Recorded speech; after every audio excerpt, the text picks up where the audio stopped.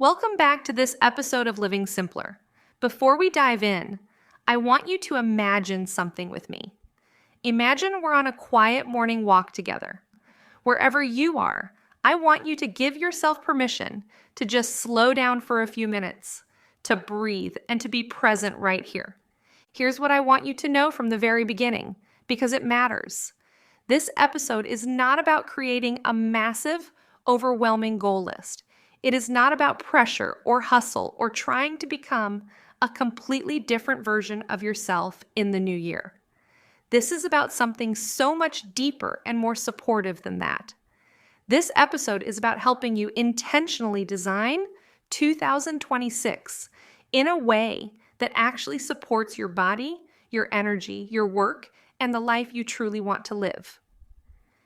If you listened to the last two episodes, 19 and 20, we talked about how to do a simple year in review, which was about looking back.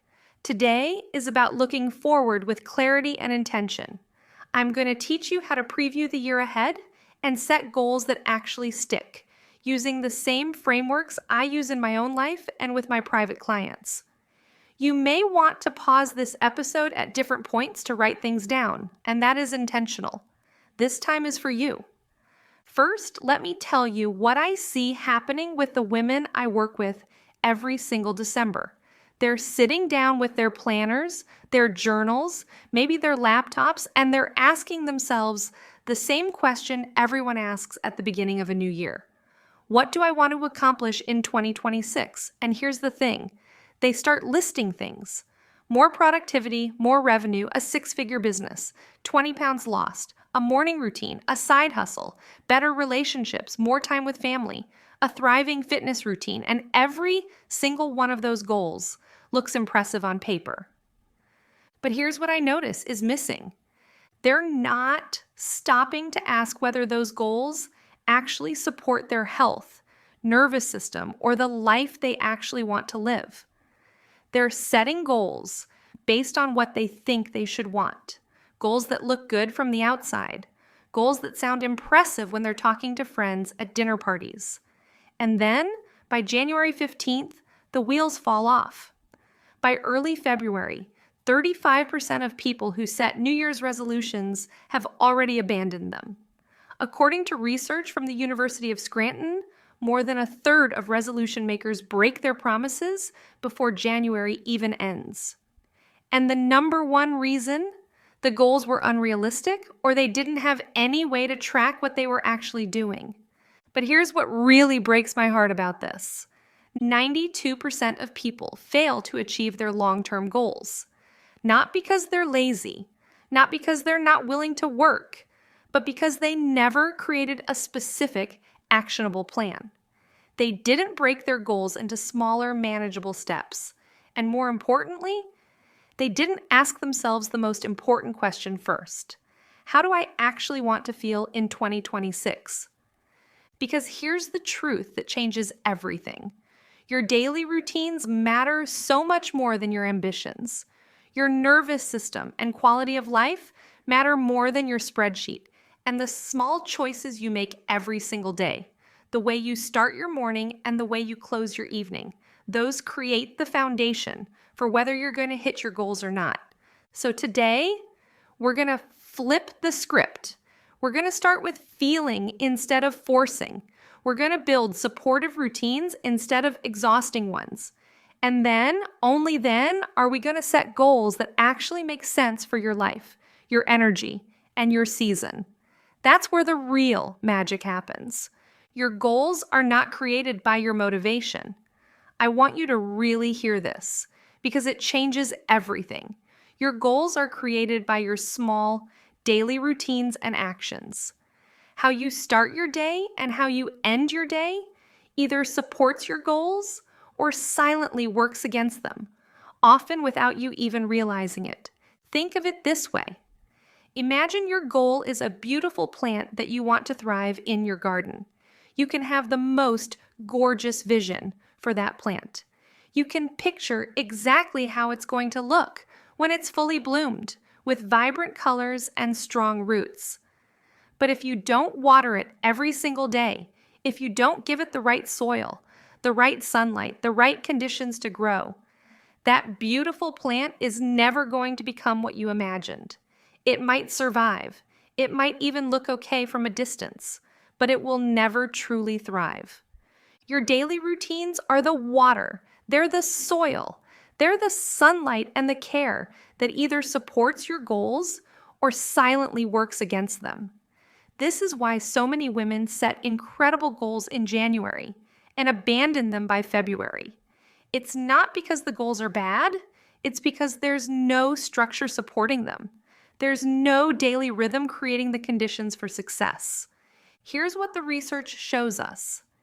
It takes an average of 66 days for a new behavior to become automatic, not the 21 days that everyone throws around. Studies from the European Journal of Social Psychology show that the real timeline ranges anywhere from 18 to 254 days, depending on the person and the specific habit. More importantly, when we're talking about health-related habits, we're looking at 2 to 5 months to develop something that feels natural. That means we're not looking at quick fixes. We're not looking at a 30-day challenge and then you're done. We're looking at consistent daily choices stacked on top of each other over time. And that consistency is only possible if you have a structure in place.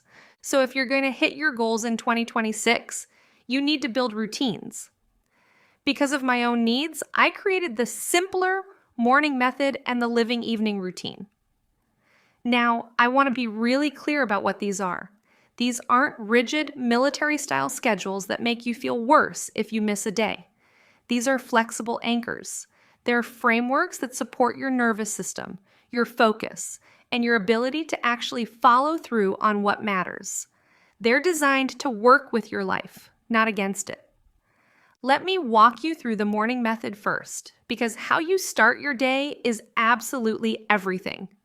I've seen this shift more lives than almost any other intervention I've ever taught. The goal of your morning is not productivity. I know that sounds counterintuitive, especially if you're someone who's used to grinding and pushing from the moment you wake up. But stick with me here. The goal of your morning is regulation, clarity, and direction. Because if your nervous system is dysregulated first thing in the morning, if you're already stressed and reactive before your feet hit the ground, no amount of coffee or willpower or discipline is going to fix that. You're building the day on a shaky foundation. The first letter is S, and S stands for silence. Your brain and nervous system need quiet before they need input. This can be meditation, it can be prayer, it can be deep breathing, or it can literally just be sitting quietly with your coffee for 2 to 5 minutes. This isn't about performance. This is about creating a buffer of space before you fill your brain with emails and news and other people's demands and the endless stream of input that's waiting for you the moment you turn on your phone. Research from Harvard University by Sarah Lazar shows us that even 10 to 15 minutes of daily mindfulness or meditation practice can physically change your brain. It increases gray matter in the hippocampus, which is crucial for learning and memory. And it reduces gray matter in the amygdala, which is your brain's fear and stress center. So when you give yourself 5 minutes of silence before you start your day, you're literally rewiring your brain to be calmer and more focused. That's not woo-woo, that's neuroscience. That's your brain actually changing at a structural level. The second letter is I, and I stands for intention. Instead of writing out a long to-do list that makes you feel behind before you even finish your coffee, you choose 1 to 3 intentions for the day. This is where you ask yourself some really important questions. What truly matters today? What is the highest leverage action I can take for my health, my business, or my personal life? If I could only accomplish 3 things today and the rest was impossible, what would those 3 things be? This is how you stop reacting and start leading your day. Because the truth is, most women wake up and immediately become reactive. They're responding to what's coming at them. They're checking their email and immediately being pulled into someone else's agenda. They're handling crises and putting out fires. But when you start your day with intention. You're saying, here's what matters to me. Here's what I'm going to focus on. Everything else is secondary. And that shift in mindset creates a completely different day. The third letter is M, and M stands for movement. Movement wakes up your brain and your metabolism. And here's something really important that I want you to hear. This doesn't need to be intense. This doesn't need to be a grueling workout that leaves you exhausted before your day even starts. Walking, Pilates, stretching, strength training, mobility work, yoga, they all count. The goal is to get your body moving in a way that feels good and energizing, not depleting. The research from the Mayo Clinic shows that consistent morning exercise can improve insulin sensitivity and help regulate your blood sugar levels throughout the entire day. And stable blood sugar is foundational for everything. It's foundational for stable energy, mood, and hormone balance. So when you move your body in the morning, you're not just checking off a workout. You're setting your metabolism up to support your goals all day long. You're creating metabolic conditions that make it easier to say no to that 3 p.m. sugar craving. You're literally preparing your body to follow through. The fourth letter is P, and P stands for prioritize nourishment. What you consume in the first few hours of the day sets your blood sugar, your focus, and your mood for the entire day. This is not a small thing. This is foundational. Eating a high-protein breakfast, around 30 grams of protein, has been shown in research from the University of Missouri to improve appetite control and reduce unhealthy snacking later in the day. That means by nourishing your body well in the morning, you're stabilizing your energy, reducing cravings, and making it easier to stick to your goals throughout the day. In that prioritizing nourishment, hydration matters too. Even mild dehydration, a loss of just 1 to 2% of your body weight in water, can impair cognitive functions like concentration, alertness, and short-term memory. So that afternoon brain fog you're experiencing, that difficulty focusing on your work, that might not be because you're not smart enough or disciplined enough.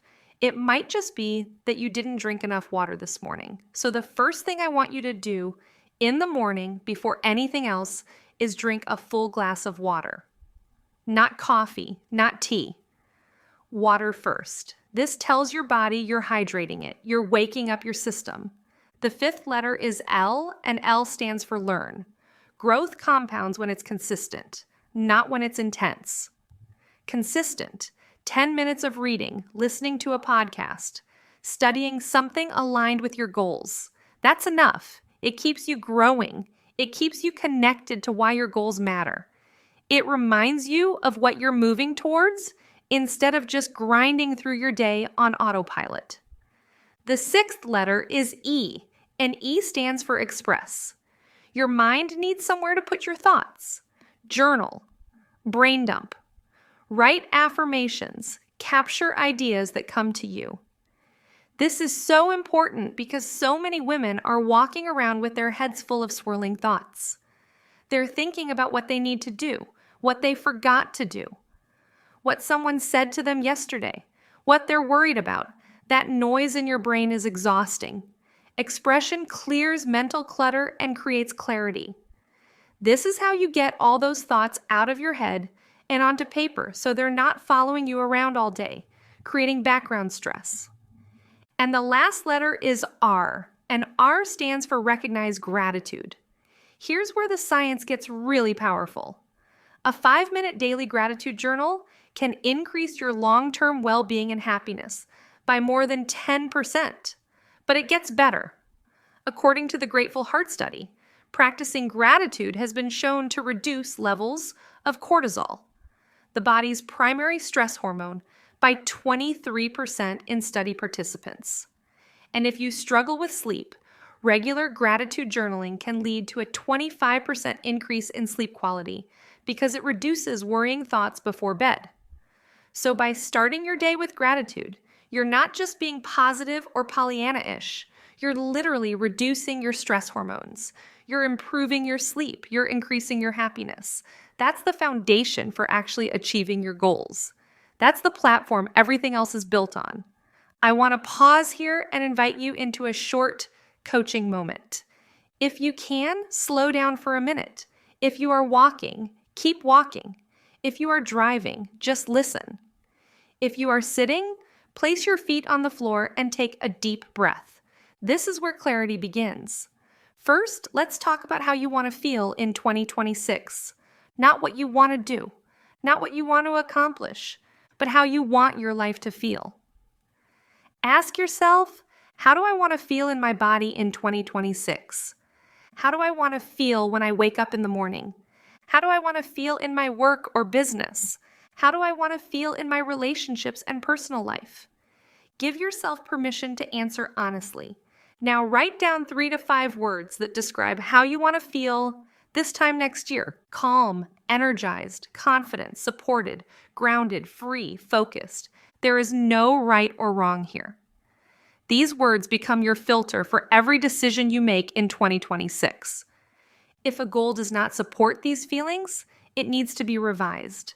Next, let's talk about what you actually want to accomplish. Instead of a long list, I want you to choose just 1 to 3 things that truly matter. Ask yourself, if I could look back at the end of 2026 and say, this was a successful year, what would need to be true? What 1 to 3 accomplishments would make the biggest difference in my health, my work, or my personal life? Write those down. These are your big 3. Not everything you could do, just what matters most. Now here is where we turn intention into action. Big goals are created through small, consistent choices. So I want you to choose 1 small change you are willing to commit to starting now. Ask yourself, what is 1 small change I can make in how I start my day that would support how I want to feel? Or what is 1 small change I can make in how I end my day that would help me rest, reset, or feel more grounded? This might be 5 minutes of quiet in the morning, a short walk outside, writing down tomorrow's priorities at night, turning off screens earlier, ending the day with gratitude. Write down that 1 small change. This is your starting point. You do not need to do everything at once. You just need to begin. As we move forward, keep your words, your big 3 goals, and your 1 small daily commitment somewhere you can see them. These are not just ideas. They are the foundation of how you will experience 2026. Next week, we will come back to setting your goals and using your nighttime wind-down routine to best accomplish your goals.